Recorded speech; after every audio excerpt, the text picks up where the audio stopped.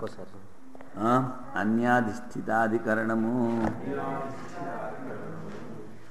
నువ్వు అన్నావు దుర్నిష్పపతరం అన్నావు, ఇక్కడి నుంచి వాడు బయటపడడం చాలా కష్టము అన్నావు కదా. అది క్రితం దానిలో చెప్పావు.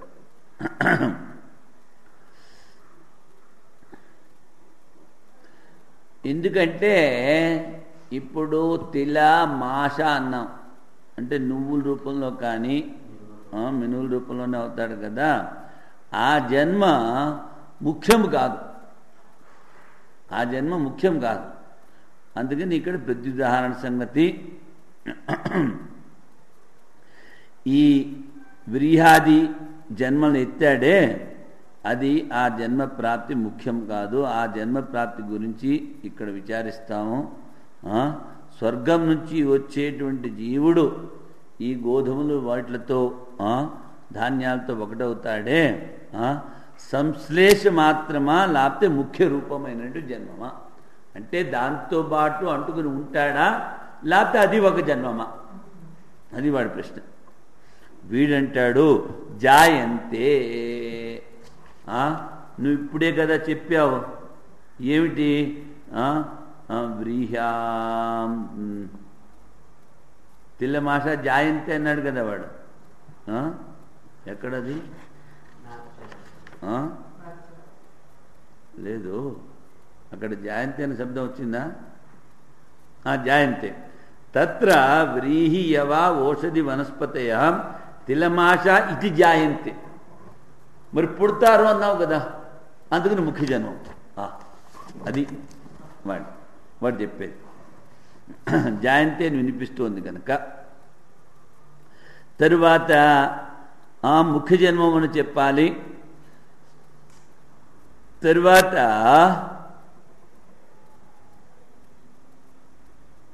వీడంటాడు స్వర్గానికి వాడు వెళ్ళాలి.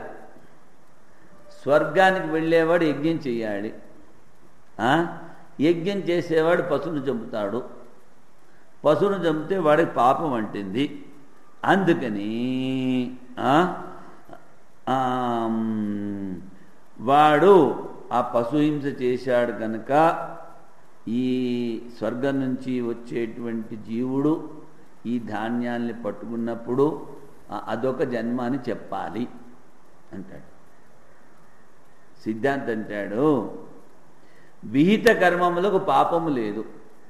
స్వర్గకామం ఇజేత అని చెప్పినప్పుడు అక్కడ పశుహింస ఉండని ఏమన్నా ఉండని అక్కడ పాపం లేదు. ఎందుకంటే అది విహిత కర్మ, నిషిద్ధ కర్మ కాదు. నిషిద్ధ కర్మకు పాపం. కలంజం నా భక్షేత్, సురాన్ నా పిబేత్, మాహింస సర్వభూతాన్ని, ఇవి నిషిద్ధ కర్మలు. వీటికి పాపం ఉంది. విధి కర్మలకి పాపం లేదు. ఒకటి. తర్వాత జీవాత్మ జన్మ అని నువ్వు చెప్తున్నావే, కర్మ వ్యాపారం కూడా లేదు కదా, మరి జన్మ ఎలా చెప్తావు? వ్రీహిని అంటుకుని ఉన్నాడు వాడు ధాన్యం కిందని, వాడికి నువ్వు జన్మ ఎలా చెప్తావు? అక్కడ కర్మ వ్యాపారం కూడా ఏమీ లేదు కదా, అందుకని జన్మ లేదు. తరువాత నువ్వు చేసిన కల్పన సరికాదు. ఎందుకంటే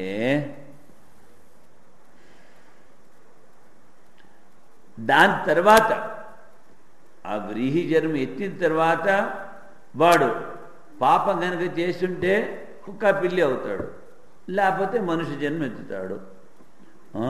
కపుయ చరణ అని చెప్పారు కనుక, రమణీయ చరణ అని చెప్పారు కనుక, అందుకని అక్కడ జన్మ ముఖ్యము కాదు.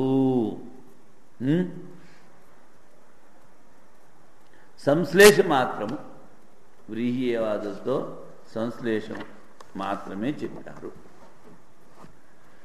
సరి, నువ్వు దుర్నిష్ప్రపతరం అన్నావు కదా. దుర్నిష్ప్రపతరము అంటే చాలా కాలం ఉంటాడని అర్థమా? అంటే అలా కాదు, ఇక్కడ ముఖ్య జన్మమా, ఆ జన్మం కాదా అని చెప్పినప్పుడు ఇక్కడ జన్మం కాదని ఆయన అని చెప్పారు. ఆకాశాదౌ వ్రీహాదౌ న సంశ్లేష మాత్రం. పూర్వపక్షి, ఈ ఆకాశాదుల్లాగే ఆకాశ సామ్యమే కాదు, వ్రీహి సామ్యమే కాదు, ఇది ముఖ్య జన్మ అని చెప్పాలి. ఎందుకంటే జాయంతి అన్నావు కదా, అందుకని నచ స్వర్గే సుకృత ఫలమనుభూయ అవరోహత పాపఫలరూపస్య స్థావర జన్మనో అసంభవ. స్వర్గంలో పుణ్యకర్మ చేసి స్వర్గానికి వెళ్ళాడు. వాడికేమో నువ్వు చెట్టు చామ గొడ్డు గోధుమ తర్వాత లేకపోతే ఏమిటి మన కొండ దిబ్బ అంటే ఎలా కుదురుతుంది? వాడు కష్టాలు అనుభవించాడు కదా. అందుకని వీడంటాడు అది సంభవము, పశుహింసాది చేశారు కదా అంటే అది విహిత కర్మ నాయన, విహిత కర్మలకి పాపం లేదు. ఇది ప్రాప్తం. వైధత్వాత్ నా పశుహింసాది పాపం, విధి శాస్త్రంలో చెప్పారు కనుక దానికి పాపం లేదు. జాయంతే అంటే ఇక్కడ ఈ జాయంతే అనే దానికి సంశ్లేష మాత్రము అని చెప్పాలి, నతు ముఖ్య జన్మ. కర్మ వ్యాపార అనభిధానాత్ అక్కడ కర్మ వ్యాపారం లేదు కనుక ముఖ్య జన్మ, ముఖ్య జన్మ అయితే సుఖ దుఃఖాలను వాడు అనుభవించాల్సిన కర్మ చేయాల్సి వస్తుంది. అత్ర కర్మ వ్యాపారం లేదు కనుక కర్మ వ్యాపారం ఎక్కడ? పురుష జన్మలో. రమణీయ చరణ కపూయ చరణ అని చెప్పారు కనుక ఈ స్వర్గం నుంచి వచ్చేటువంటి వీహాదుల జన్మ సంశ్లేష మాత్రమే, ముఖ్యము కాదు. ఇక్కడ మనము వ్రీహాదో జన్మ తేషాం స్యా సంశ్లేషో వా జని భవేత్, ఇది పూర్వపక్ష అన్నది. ఇక్కడ జన్మమా లేకపోతే సంశ్లేష మాత్రమా? జాయంతే అన్నారు కనుక ఇక్కడ ముఖ్య జన్మ చెప్పాలి. ఎందుకంటే వాడు పశుహింస చేశాడు అంటే వైధాత్మ పాప సంశ్లేష విధిలో చెప్పారు కనుక విధి కనుక ఇక్కడ పాపంతో సంబంధం లేదు. కర్మ వ్యాపారం లేదు కనుక జన్మ కాదు.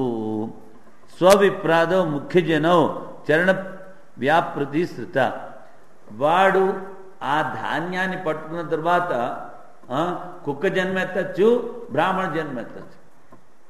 మరి అది దేని మీద డిపెండ్ అయ్యి ఏంటంటే వాడు చేసిన పుణ్యకర్మ కానీ పాపకర్మ కానీ. అందుకని వ్రీహాది ముఖ్యమైన జన్మ కాదు.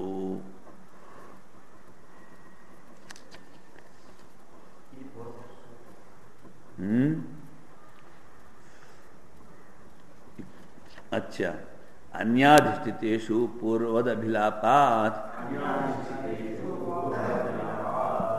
अन्याधिष्ठितेषु पूर्वदभिलापात्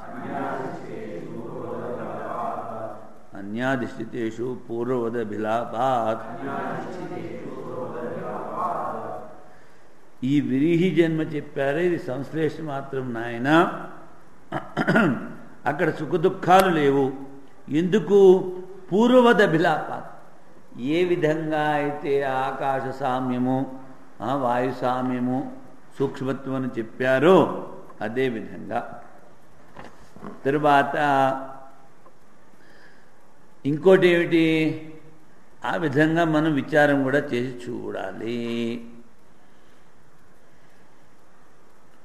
తరువాత స్వర్గం నుంచి వచ్చేవాడు ఇంకో జన్మ ఏదో ఎత్తాలి కదా. పాపం కనుక చేసినట్లయితే స్థావరాజీవుల వరకు వెళ్తారు. వాళ్ళెవరో వాడి పేరు మర్చిపోయాను, ఇద్దరు అందరూ నాద శమిస్తే మధ్య చెట్లు అయిపోయారు కదా. అందుకని అది సరే. ఇక్కడ నారదుడు శపిస్తాడు, వాళ్ళు జలకాలు ఆడుతూ ఉంటారు, వీడిని చూసి నవ్వుతారు. నారదుని చూసి నువ్వు సాధువుల్ని ఇలాగ వెక్కిరిస్తావా అని ఆయన శాపం పడతాడు. వాళ్ళిద్దరి పేర్లు మర్చిపోయాను నేను.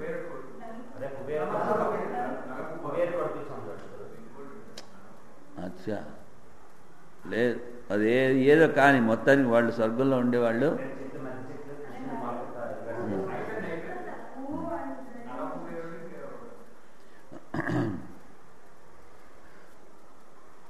ఎందుకంటే స్థావర జన్మములలో కూడా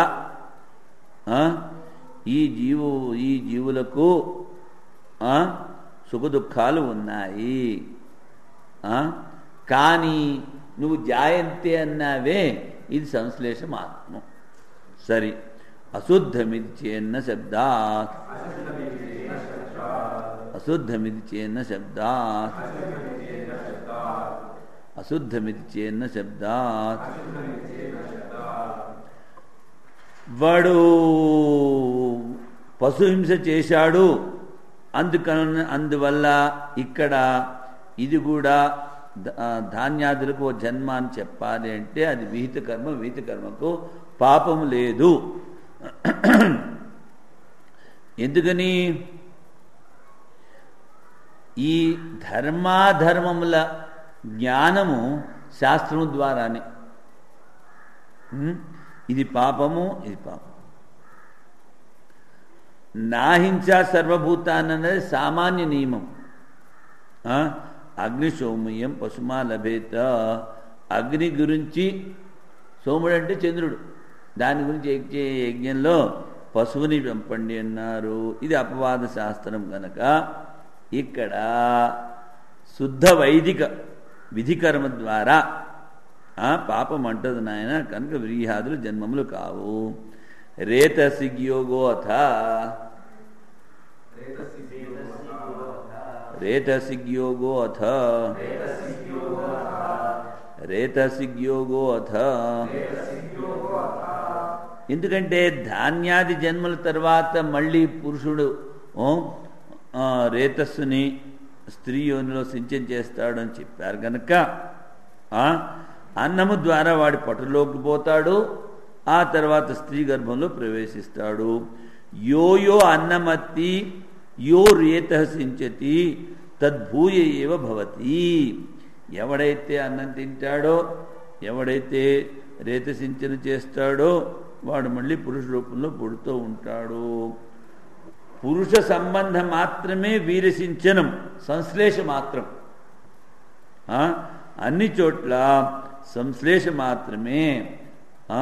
ముఖ్య జన్మ ఉండదు.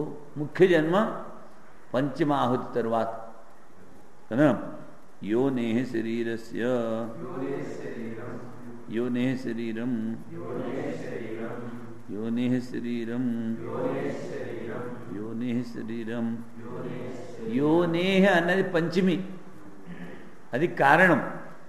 అక్కడ నుంచి జన్మించిన తర్వాతే సుఖ దుఃఖ భోగములకు యోగ్యమైన శరీరం, భోగాయతనం శరీరం చెప్పారు కనుక తదిహ రమణీయ చరణ స్వర్గాదవరోహణం అనుసాయనం వ్రీహాది సంశ్లేష మాత్రం. అందుకని ఇక్కడ స్వర్గం నుంచి వచ్చేటప్పుడు వాళ్ళు ఊరికినే ఆ ధాన్యం గింజలతో పాటు అడ్డుకునే ఉంటారు, కానీ ముఖ్య జన్మ కాదు. ఇది గడిగడికి చెప్తున్నా ఒక శ్లోకము మీకు. ఆ శ్లోకం ఇక్కడ వచ్చింది. నా నౌమితం వ్యాసమశేషమర్థం. వ్యాసుల వారికి నేను నమస్కారం చేయనుంటాడు. సమ్యగ్న సూత్రైరపియోబంధ. సూత్రముల ద్వారా ఈ అద్వైత సిద్ధాంతాన్ని ఆయన సమంగా చెప్పలేదు. వినాపితై సంగ్రహిత ఖిలార్థ అశేషం. సూత్రాలు లేకుండానే శంకరాచార్యులు సంపూర్ణంగా అర్థం చెప్పారు. తం శంకరం నవమి సురేశ్వరంచ. ఈ సురేశ్వరుడు కూడా వార్తికాలు రాశాడు కదా, అద్వైతాన్ని స్థాపన చేశాడు కదా. అందుకని సూత్రాలు లేకుండా భాష్యము ఆర్తికము రాసినటువంటి శంకరాచార్యులకి, సురేశ్వరుడికి నేను నమస్కారం చేస్తాను, వ్యాసుల వారికి నేను నమస్కారం చెయ్యను. సిద్ధాంత బిందులో మధుసూదన సరస్వతి ఎవరు రాశారు. సిద్ధాంత బిందు అనే పుస్తకంలో వస్తుంది. నౌమితం వ్యాసమశేషమర్థం. వ్యాసం తం వ్యాసం అశేషమర్థం, సంపూర్ణ అర్థాన్ని చెప్పినటువంటి వ్యాసుల వారిని నమస్కారం చేయండి. సమ్యక్ న సూత్రైరపియోబంధ. సమ్యక్ న సూత్రైర్ అపి యో బబంధ.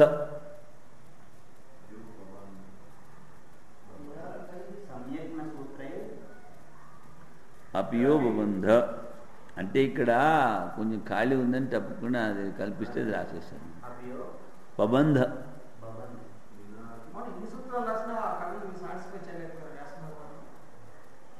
అలా అని కాదు, ఉత్ప్రేక్ష.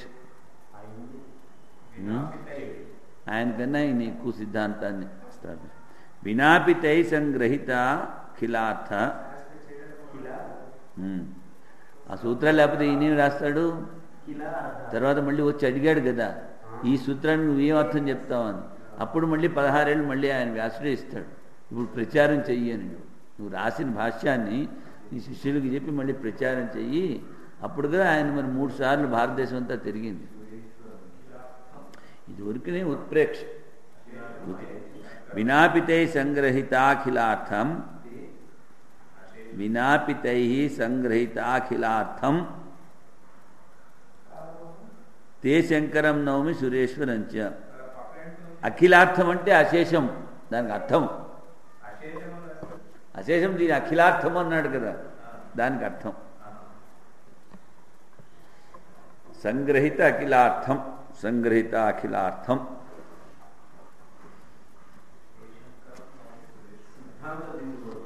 సిద్ధాంత బిందు అనేటువంటి పుస్తకంలో సిద్ధాంత బిందు మధుసూదన సరస్వతి రాసినట్టున్నాడు.